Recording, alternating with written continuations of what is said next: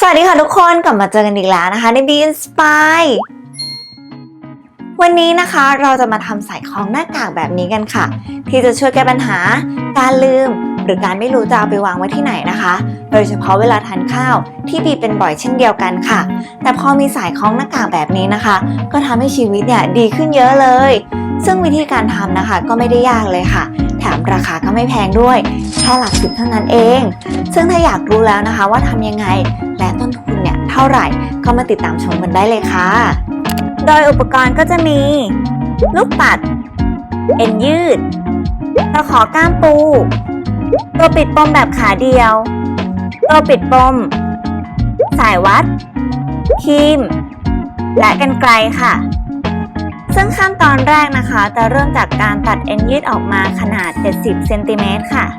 ที่จะเป็นขนาดของสายคล้องคอ65เซนติเมตรและเผื่อไว้อีก5เซนติเมตรค่ะจากนั้นนะคะก็ทำการใส่ตัวปิดปมแบบขาเดียวที่ปลายเอ็นด้านหนึ่ง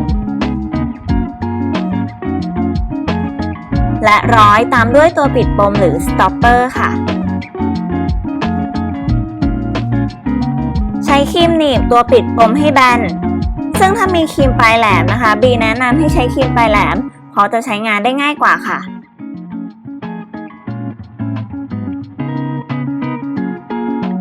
ตัดเอ็นส่วนที่เกินออก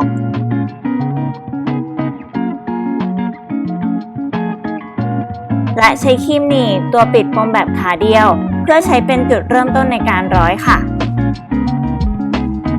และต่อไปก็เริ่มร้อยลูกปัดได้เลยค่ะจากปลายเอ็นอีกด้านหนึ่งโดยจะเริ่มจากการร้อยลูกปัดรูปดาวเข้าไปก่อนเลยนะคะจากนั้นนะคะตามด้วยลูกปัดเม็ดทรายจำนวน6อันค่ะ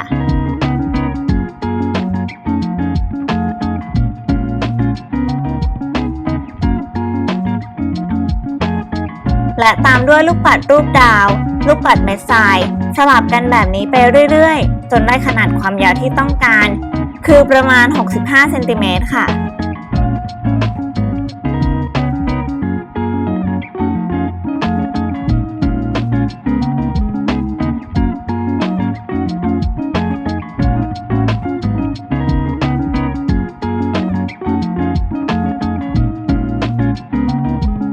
เมื่อร้อยเสร็จแล้วทีนี้ก็มาปิดปลายสายคล้องคอแบบเดียวกับจุดเริ่มต้นค่ะ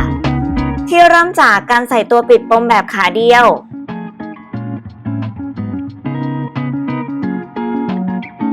จากนั้นนะคะใส่ตัวปิดปมดึงเอ็นยืดออกมาเล็กน้อยนะคะเพื่อให้ง่ายต่อการใช้ครีมหนีบและใช้ครีมหนีบตัวปิดปมค่ะตามด้วยตัวปิดปมแบบขาเดียว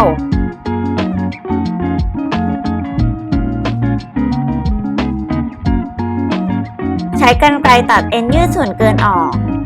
แค่นี้ก็จะได้สายคล้องคอออกมาแล้วค่ะแต่ยังขาดตะขอก้ามปูนะคะที่ใช้เกี่ยวกับหน้ากากที่ทำได้โดยการนำตะขอก้ามปูมาใส่กับตัวปิดปมแบบขาเดียวแบบนี้ค่ะ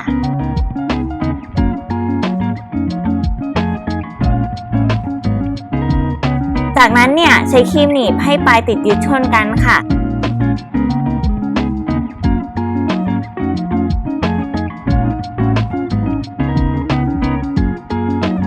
และทำแบบนี้กับปลายทั้งสองด้านเลยนะคะ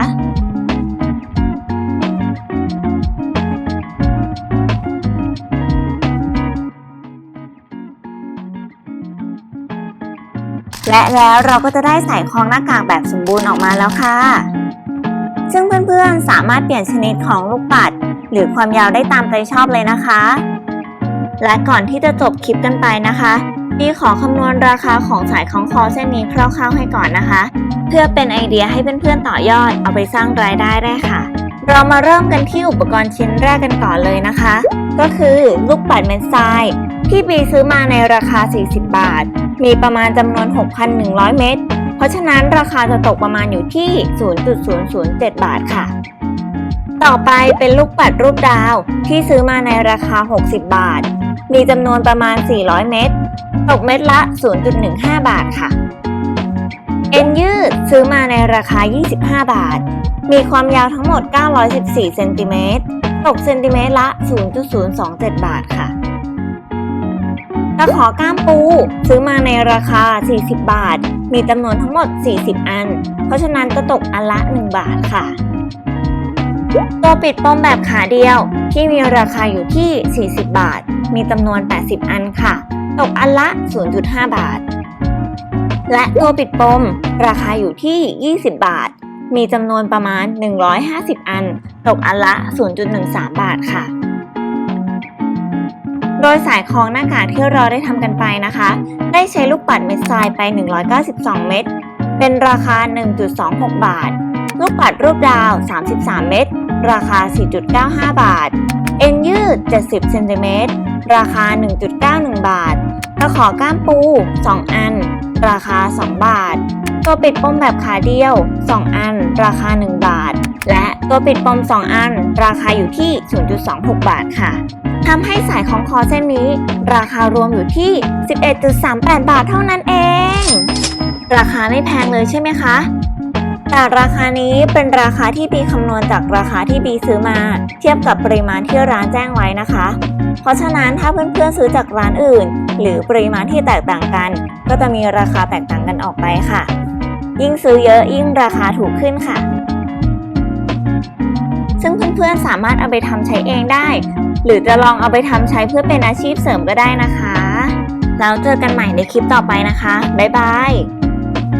และถ้าไม่อยากพลาดคลิปต่อไปนะคะก็อย่าลืมกด subscribe ตรงนี้ด้วยนะคะติ๊งติ๊ง